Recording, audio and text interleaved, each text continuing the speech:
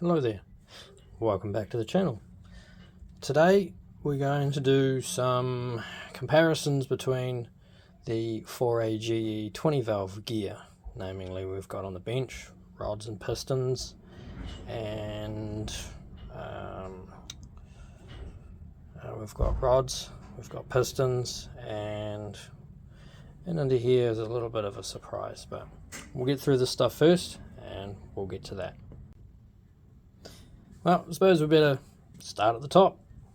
So this one is the Blacktop 20 valve piston.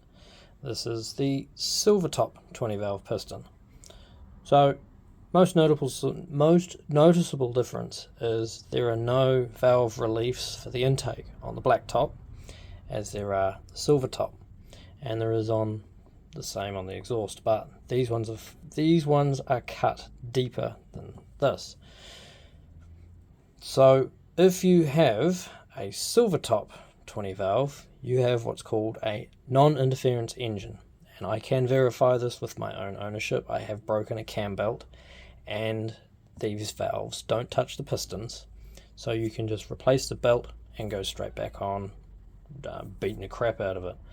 But the Blacktop is a non-interference, so if you break your cam belt or it slips a tooth or does anything silly, you are going to bend some valves, namely the intake ones.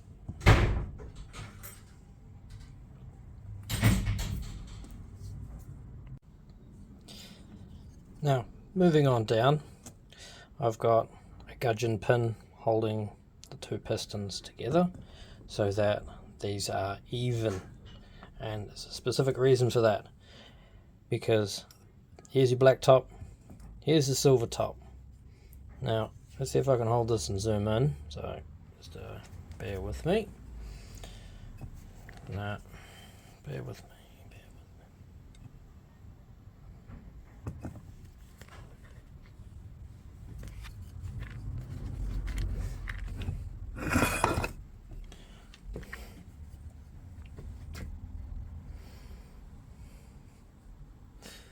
Alright, now,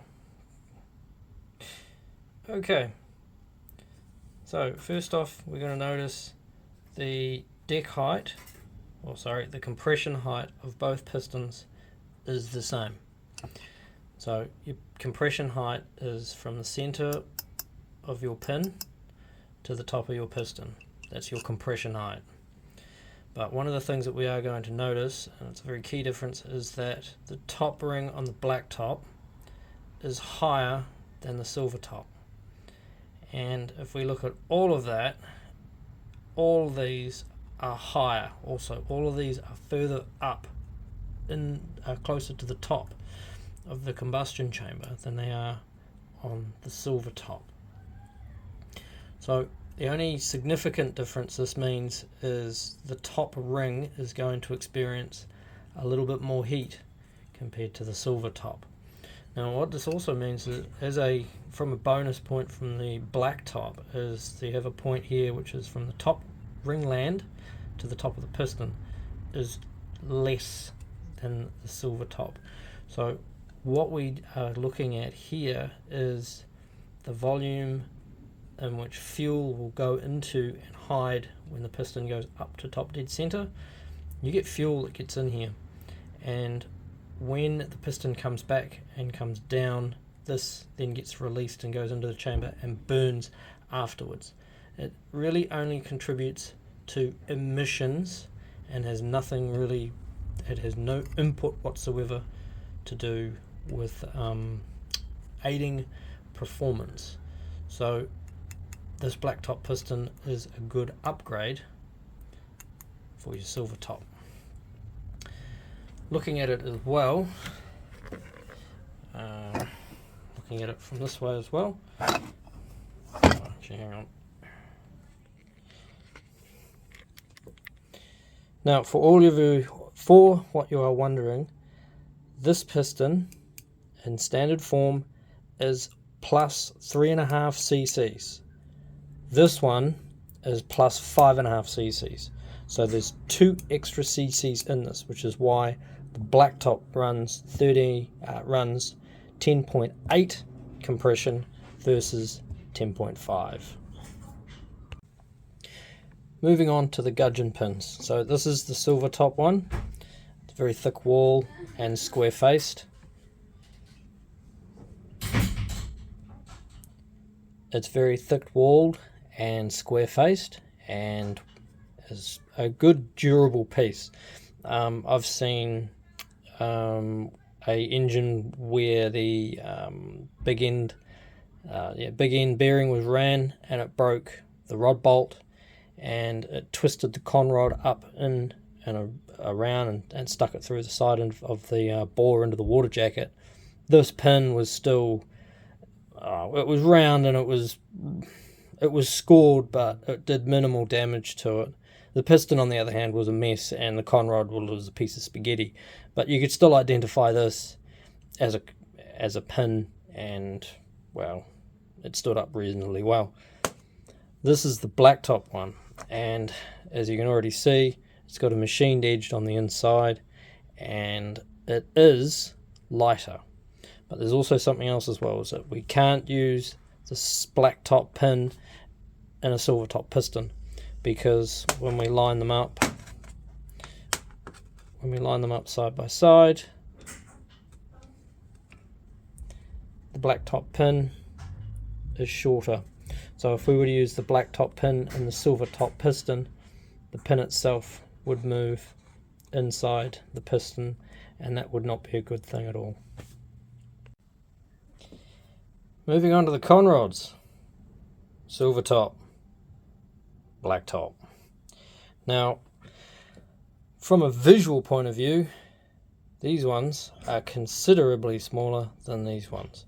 Now, many years ago when I first bought my live-in, which was 20 years ago, the Blacktop was the one that you were to avoid owning because of how thin the rods are. Hopefully you'll get an idea as to the difference between the two. Sometimes seeing it visually in a video does it a little bit more justice than just seeing it in a picture. So not only are the Silvertops considerably more beefier in this area, but it's also a wider approach in through the beam and up into the middle of the conrod, where the Blacktop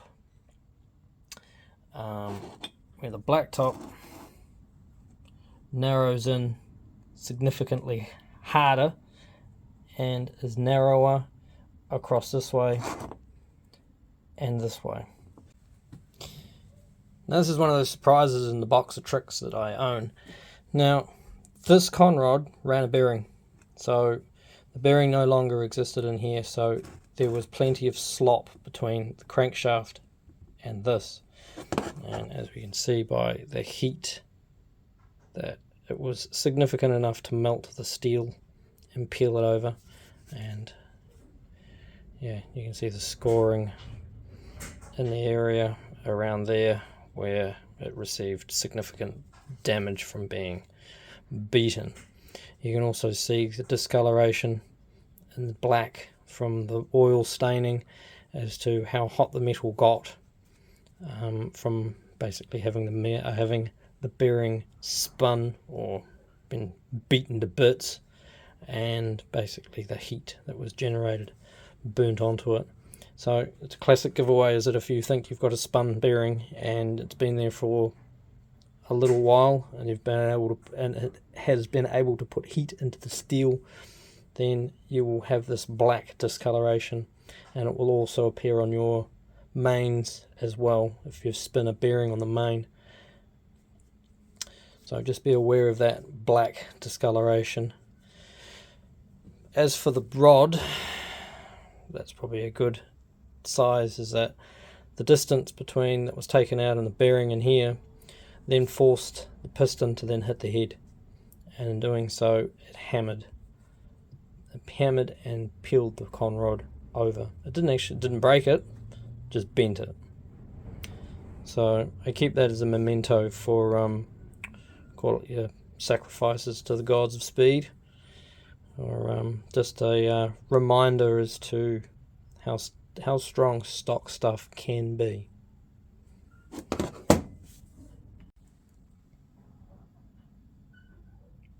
So there's the weight of the Silvertop beam.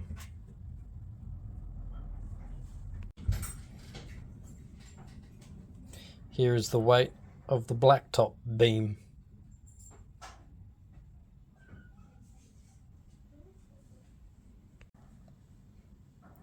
This is the weight of the Silvertop cap and nuts.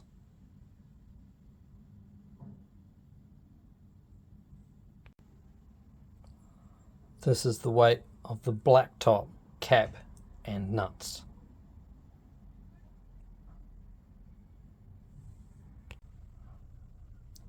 Silvertop gudgeon pin.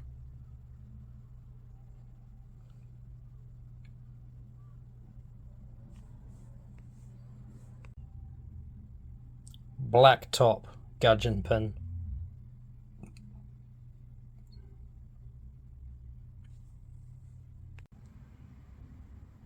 Silvertop piston, no rings, no collets for the gudgeon pin.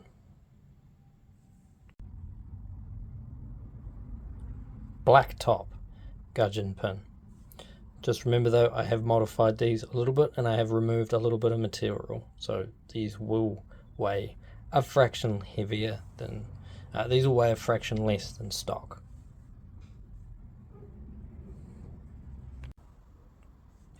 Now this one's not, it's good enough just to say that this one has a full ring pack and it's got both the wire locks that hold the gudgeon in place.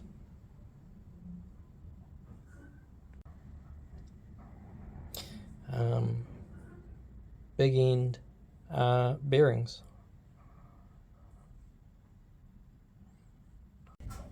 So just a quick review of those weights. The beam differences is in favour of the Blacktop. It is 51.3 grams lighter than the Silvertop. The pin is, where's my numbers? The pin, this weighs 13 grams lighter than the Silvertop, where the weight saving of the Silvertop comes back with this one being in favour of being lighter than this. Sorry, the Blacktop is heavier here to the Silvertop by 10.9 grams. And the piston difference between Blacktop and Silvertop is only 4.9 grams, and it's in favour of the Silvertop. So when you add them all together, I'm going to put them on the scales, they should all add the same, but in this application, just save you guys some time, so we've got the beam, the cap and the nuts. We come in at 520.8, and this is for the Silvertop. Now I have the Silvertop combo of beam, cap and nuts on the scales, 480.3. In the 20 valve models, both Silvertop and Blacktop, we have this, which is the oil squirter that resides in the block. So this screws in the bottom of the crankcase on the side and is a direct feed from the main gallery, and so the oil goes through here, through a banjo, through the hole in here, and then through the round fitting in there, just the same way as the fuel banjo fitting. So it goes from there and then squirts it up and squirts it up in the bottom of the piston. So that's what keeps the bottom of this thing, that's what keeps this thing cool, so it can support more power than what people realize. Because if you can keep this thing cold, if you can keep it cool, then its potential for growing from heat or just failure just due to heat decreases. So that's a good thing. But on the blacktop, there is also no oiling squirting a hole through here, probably because it's too damn thin. We go to the Silvertop, and we have one. So on a Silvertop, we've got the block oil squirter and an oil squirter and Conrod. So this puts a great deal of oil up into this area of the piston, and as we can see, because I know mine has my Silvertop 20 valve had an oiling problem, and it smoked profusely, as in it would use about 1 gram in oil per K. So you'd have to be putting 1 litre in every 1,000 kilometres travelled. So it was horrendous. It was bad. So what I plan on doing with my one is I'm going to delete the block squirter, but I'm going to keep these rods, and I'm going to use that oil squirter, which is directly in line with the oil feed from the crank. So the journal hole passes over that, and when it does, a squirt of oil shoots from there and shoots up into the bottom of this. So it still gets oil, just nowhere near as much as what it would with this, which is a constant oil feed 100% of the time. It is always squirting oil up into the bottom of this, and you can see it quite easy on here. See how the staining, there's less staining on this side as there is to over here. So we're getting a lot of oil on this side, which happens to be the thrust side. So that's where it sits inside our engine. Make sure to set it up on this conrod.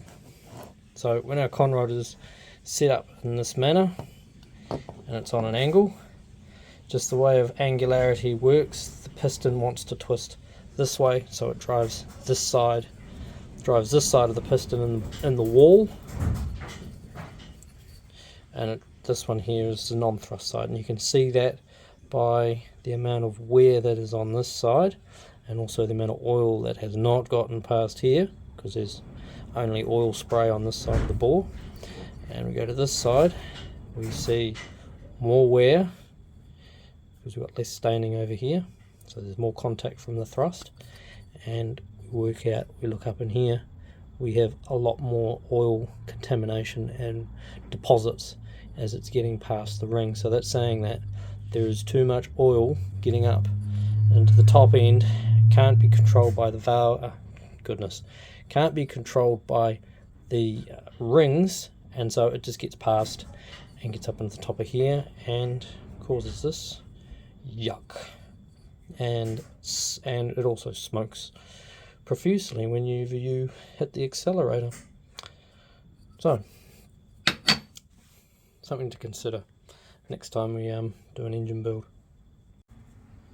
Now, for the purpose of show and tell, I have to be honest, I can't afford to go and buy a set of lightweight forged conrods, so I have to make do. So what we have here now is standard Silvertop, standard Blacktop, and here is my modified Silvertop. So as you can see, they have been ground, it's had metal removed, and then it has been polished just using a sand cartridge roll on a die grinder to give a nice shiny finish. And I will finish them up by giving them a hand lap with some 400 grit wet and dry. So if I get this, just move the blacktop over, we can see where the material has been removed, which is, it's a good shot. So this one here is the normal Silvertop, and here's my one. And I'll just bring, there's the Blacktop. So we see I've got inspiration for removing material to make it similar to the Blacktop head, but I still maintain Silvertop. I still maintain the Silvertop width. So I've still got the beam and I've still got the strength. Hold on. So I've got the strength of a Silvertop, but I've tried to get it as light as a Blacktop. So let's see how much I've managed to lose. So beam 362.9. We go over to my scribblings. The beam of standard is 387 and the beams of Blacktop is 336. So this sits about halfway between the Blacktop and the Silvertop. Now the cap. Cap comes in 110.5. So we've looked at it. Oh, hang on, I've missed something here. Sorry, I'll just put the nuts back on it. Put the nuts on. Alright, try again. 122.1 versus 132.4 and 143.3. So I am 10 grams lighter than the original Silvertop, but I'm almost, in fact I'm over 20 grams lighter than the Blacktop cap. So that brings us to a total weight for the beam, the cap and the nuts, 485.2, which is really quite interesting because the Blacktop was 480.3. So I'm 5 grams heavier than that, which means my total weight loss just from the Conrod is 35.5 grams compared to a standard Silvertop.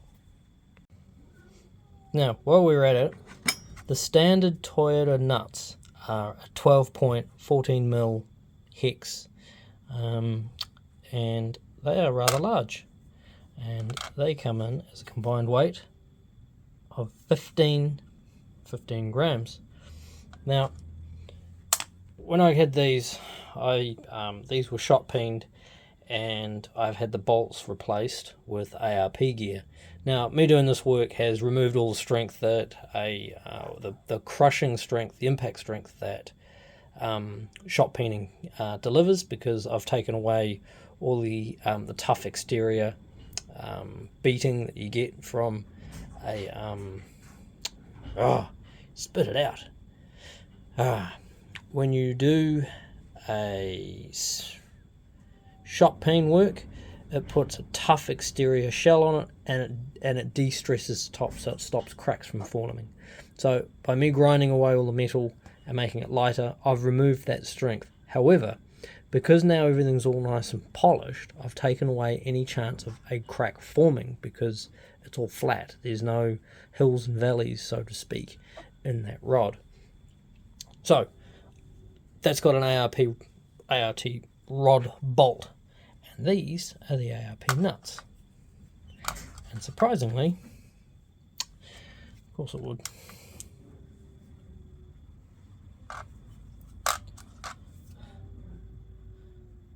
$11.6 versus 15.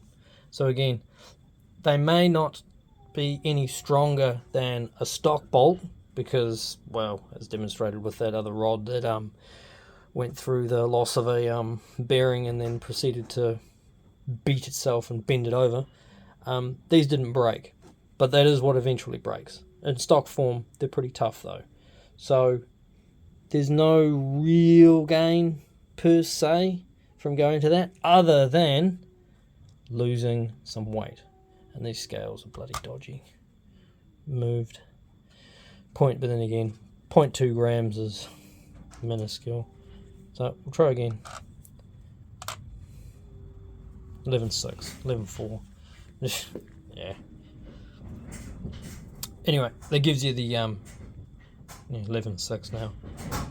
Anyway, that gives you the general consensus that you lose a few grams off the bottom of the Conrod when you go to an ARP rod bolt. Now, you may be wondering, so I thought I'd put it on here.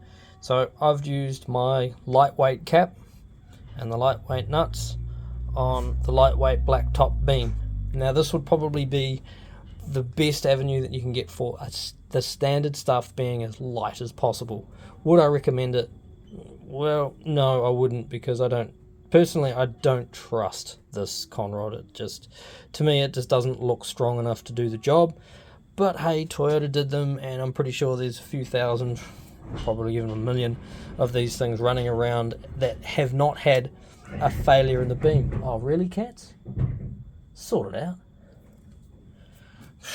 Sorry about that. Where these fail, which is probably what I've shown before, is that they run out of oil and they do the big end, and either the big end grabs and then snaps the conrod, or they peen out and then you wind up with a huge gap, and then they wind up being bent over like it was before, and then you wind up eventually fatiguing it and just breaking the beam. So, or as the other one, they eventually snap the bolt, and then you get a bolt failure, but then everyone points to the conrod. I can't really say, I haven't really had as much exposure of being able to pull apart broken 4AGEs from racing on these. I haven't got the experience. This is only just a hobbyist engine builder's opinion and perception, just from looking at how thin these rods are. So, something to consider. And also, if you were to take this cap and apply it to this, you have to remove the bolts and then have this machined. So they'll grind the cap down just a little bit in here and here, make that a little bit smaller, which makes the circle in here a little bit smaller, and then they put the cap back on with the bolts, tighten it up, and then they make a circle again, and it's true. So where these two meet and is this edge here, there's no lip. So if I was to, for example, if I can get in there, hopefully I can just, oh no, wrong way.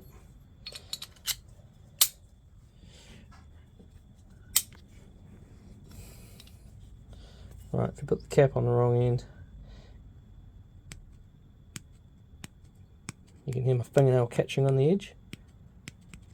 It's because this cap is not matched to this. And this is why, whenever you do a procedure where you change this piece to this piece on a conrod, and the same thing exists for in the mains when you do your main caps. If you haven't got the factory main caps that go with the block and you put new caps in, you have to machine them, because it makes sure that they are perfectly round and they haven't got that edge, that step.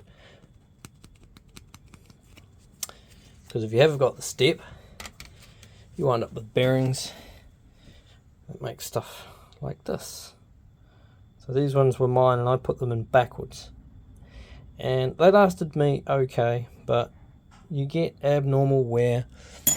There's a few of them in here, and that's my fault, just from beating on it. But it's also my fault because the cap was not square in the register. That's why over here, as you can see, they've got plenty of wear up here. It's because this side of the cap was sticking closer to the this side. Oh man, this side of the bearing was being pushed closer to the crank, so it was touching. It wasn't what's called eccentric. It wasn't perfectly true and square to the crank, so it was off. And that off, even though that could only have been maybe 1 or 2 thou, well, you're talking the bearing tolerances, which is the oil tolerance between the bearing and the crank is anywhere between 1 to 2 thou. So that's why we wind up with abnormal bearing wear. So that is my fault, because I didn't put it on properly. And why didn't I put it on properly? Well, for me, that register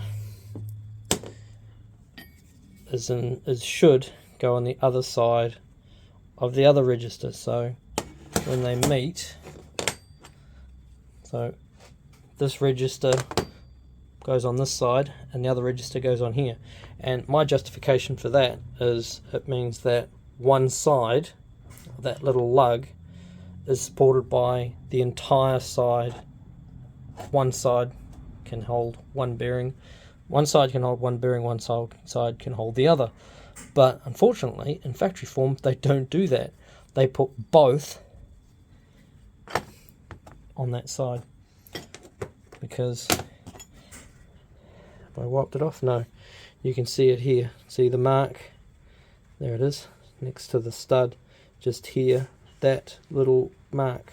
Just there where my fingernail is, that little brown mark is the other side of the bearing register, as it's the bearing little tab that sits there. And that is factory, because I've never had this off. This has never been apart. So yeah, when you put your bearings back together, make sure that they go back that way. So, where to from here? Well, I've got these all even, they're all matched. These all weigh the same. All four of them weigh exactly the same. All four of the, wherever I've put them, over here, all four of these are matched and are exactly the same.